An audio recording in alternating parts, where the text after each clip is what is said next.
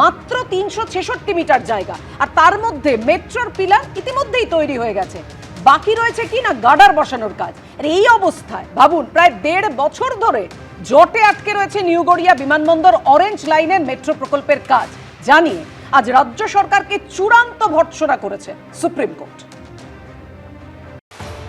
350 মিটারের সামান্য বেশি জায়গা, একটুর জন্যই কার্যত 1.5 বছর ধরে আটকে রয়েছে নিউ গড়িয়া বিমানবন্দর মেট্রো লাইন সম্পূর্ণ হবার কাজ। আর কাজ সম্পূর্ণ করতে প্রয়োজনীয় ট্রাফিক ব্লক নিয়েই যত আপত্তি, যত জেদাজেদি, যত বিতর্ক। হাইকোর্ট হয়ে মামলা গড়িয়েছিল সুপ্রিম কোর্ট পর্যন্ত, যেখানে সোমবার চূড়ান্ত ভর্ৎসনার মুখে পড়তে হলো রাজ্য সরকারকে। হাইকোর্ট কিন্তু একদম নির্দিষ্টভাবে একটি দিন বেঁধে দেয়, কিন্তু সেই দিনেরও কাছাকাছি মাধ্যমিক শুরু হয়ে যাচ্ছিল। এই যুক্তিতে কিন্তু তখনও ছাড়পত্র দেওয়া হয়নি। অবশেষে রাজ্য সরকারের তরফ থেকে সুপ্রিম কোর্টে যাওয়া হয় এবং বলা হয় যে এই সমস্যা হচ্ছে। কলকাতা মেট্রোর অরেঞ্জ লাইনে ট্রেন ছুটবে নিউ গড়িয়া থেকে বিমানবন্দর পর্যন্ত। মোট যাত্রাপথ 30 কিলোমিটার। ইতিমধ্যে নিউ গড়িয়া থেকে বেলেঘাটা পর্যন্ত মেট্রো চলাচল করছে, কিন্তু বাদ সেধেছে চিংড়িঘাটার কাছে এই 366 মিটার অংশে। চিংড়িঘাটার মোড়ে একেবারে দাঁড়িয়ে দেখানোর চেষ্টা করবো এবং বোঝানোর চেষ্টা করবো সমস্যাটি কোন জায়গায়। এই 366 মিটার কাজ হচ্ছে না বলেই গোটা 30 কিলোমিটার মেট্রো চালু করতে এখনো সমস্যা রয়েছে, এমনটাই কিন্তু মেট্রো কর্তৃপক্ষ জানাচ্ছেন। মেট্রোর পিলার তৈরি হয়ে গেলেও উপরের অংশে গার্ডার বসানোর জন্য প্রয়োজন ট্রাফিক ব্লকে। 2024-এর শেষের দিকে কলকাতা পুলিশের থেকে ট্রাফিক ব্লক চায় মেট্রো কর্তৃপক্ষ, অর্থাৎ যান চলাচল নিয়ন্ত্রণ করতে হবে। কিন্তু এই নিয়ে টালবাহানা চলায় 2025-এর জুলাই মাসে হাইকোর্টে একটি জনস্বার্থ মামলা দায়ের হয়। গত বছরের জুলাই মাসে রাজ্য সরকার ও মেট্রো কর্তৃপক্ষকে বৈঠকে বসে সমস্যা সমাধানের নির্দেশ দেয় কলকাতা হাইকোর্ট। অক্টোবর মাসে উভয় পক্ষ বৈঠকে বসে। ঠিক হয় কালী পুজোর পর 2 সপ্তাহে শুক্র, শনি ও রবিবার রাতে ট্রাফিক ব্লক করা হবে। কিন্তু গত বছরের 10ই নভেম্বর দিল্লিতে লালকেল্লা চত্বরে বিস্ফোরণ হয়। সেই প্রেক্ষাপটে নিরাপত্তার কড়াকড়ি এবং কলকাতায় আন্তর্জাতিক ক্রিকেট ম্যাচ থাকায় ট্রাফিক ব্লকের সিদ্ধান্ত বাতিল করে দেয় কলকাতা ট্রাফিক পুলিশ। এরপর বড়দিন থেকে নতুন বছর উৎসবের মরশুমে আর কাজ এগোয়নি। ফের আদালতের দ্বারস্থ হয় মেট্রো কর্তৃপক্ষ। গত বছরের 23শে ডিসেম্বর হাইকোর্ট নির্দেশ দেয় 15ই ফেব্রুয়ারির আগেই চিংড়িঘাটা মেট্রোর পিলার নির্মাণের কাজ শেষ করতে হবে। তার আগে 3 রাত ব্যাপী ট্রাফিক নিয়ন্ত্রণ করতে হবে রাজ্য সরকারকে। কোন কোন তারিখ ট্রাফিক নিয়ন্ত্রণ করা হবে তা 6ই জানুয়ারির মধ্যে RVNL কর্তৃপক্ষকে জানিয়ে দেবে রাজ্য সরকার। কিন্তু সেই ডেডলাইন শেষ হবার ঠিক 2 দিন আগে সুপ্রিম কোর্টের দ্বারস্থ হয় রাজ্য সরকার, জানায় তাদের নানা কাজ থাকায় এখনই ট্রাফিক ব্লক সম্ভব নয়। সেই মামলারই এদিন শুনানি ছিল সুপ্রিম কোর্টের প্রধান বিচারপতি সূর্যকান্ত, বিচারপতি জয়মাল্য বাগচি এবং বিপুল এম পাঞ্চলির বেঞ্চে। সেখানে রাজ্য সরকারের আইনজীবীর উদ্দেশ্যে কড়া সুরে দেশের প্রধান বিচারপতি বলেন, জনসাধারণের জন্য প্রকল্প নিয়ে রাজনীতি করবেন না।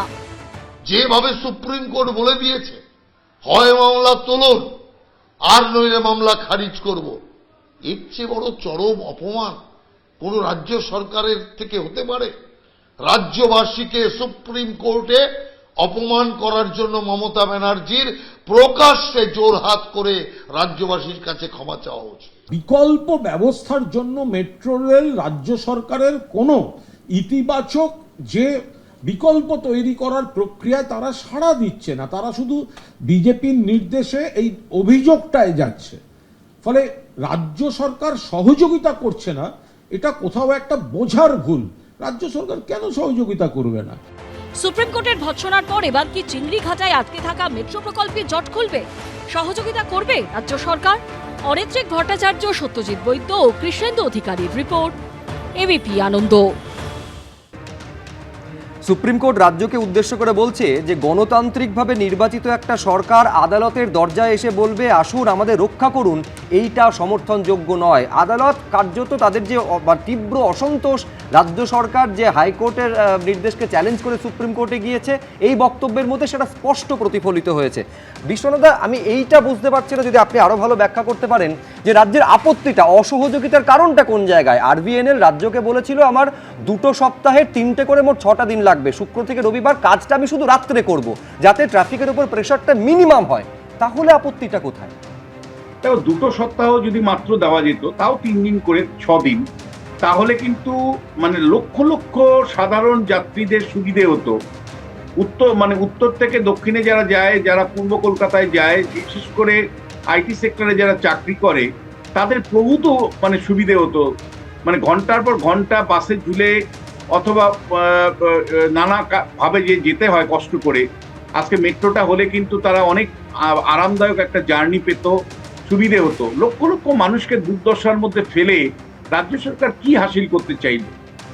আমি বলতে চাইছি যে রাজ্য সরকার এই সিদ্ধান্তটা নেওয়ার পেছনে যে পলিটিক্যাল মোটিভ আছে সেটা তো আমি বলার কেউ না, বিচারপতি স্বয়ং বলেছে যে আপনারা পলিটিক্স করবেন না। ফলে রাজ্য সরকার পলিটিক্স করেছে। কি পলিটিক্স মমতা বন্দ্যোপাধ্যায় করেছে? যে ভাই, যদি ইতিমধ্যেই বিমানবন্দর মেট্রো সম্প্রসারণের কাজ কমপ্লিট হয়েছে, বিমানবন্দরের মেট্রো স্টেশন উদ্বোধন করেছেন প্রধানমন্ত্রী, তার সেটা প্রচারে এসছে, আর এই কাজটা হয়ে গেলে পুরো 30 কিলোমিটারের মেট্রো কাজ কমপ্লিট হয়ে গেল, এবং সেইটা ক্রেডিট অবশ্যই নির্বাচনে বিজেপি নিতে চাইবে। এবং সবচেয়ে বড় কথা হলো বিধাননগর বিধানসভা কেন্দ্রটা একটা ক্লোজ কন্টেস্ট হয়, রাজারহাট গোপালপুরে এখনো পর্যন্ত সেটা বিজেপি কি সুযোগ পেয়ে যাচ্ছে না প্রচারের, যে আমরা উন্নয়নের কাজ করতে চাইছি, এই দেখুন রাজ্য সরকার আমাদের বাধা দিচ্ছে প্রতি পদে পদে? না, সেটা কিন্তু দেখছি না। আমি তোমায় বলছি শুভ্র, এটা যদি মমতা বন্দ্যোপাধ্যায় হতো, বিরোধী দলের নেত্রী থাকতো, তাহলে সারা রাজ্য জুড়ে অচল করে দিত।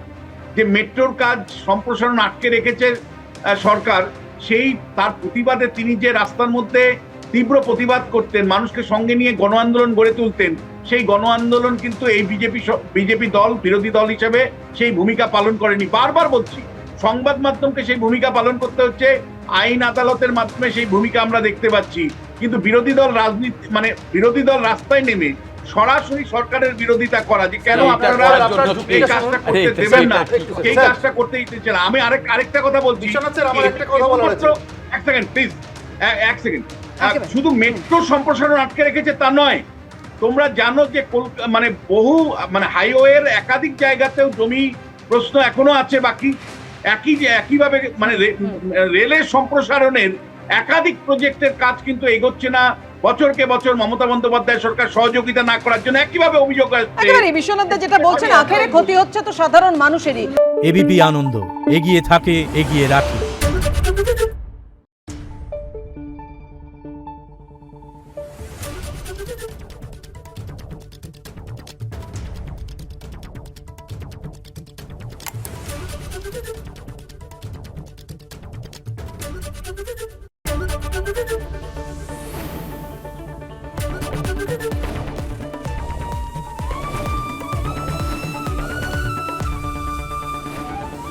এবিপি আনন্দ, এগিয়ে থাকে, এগিয়ে রাখে।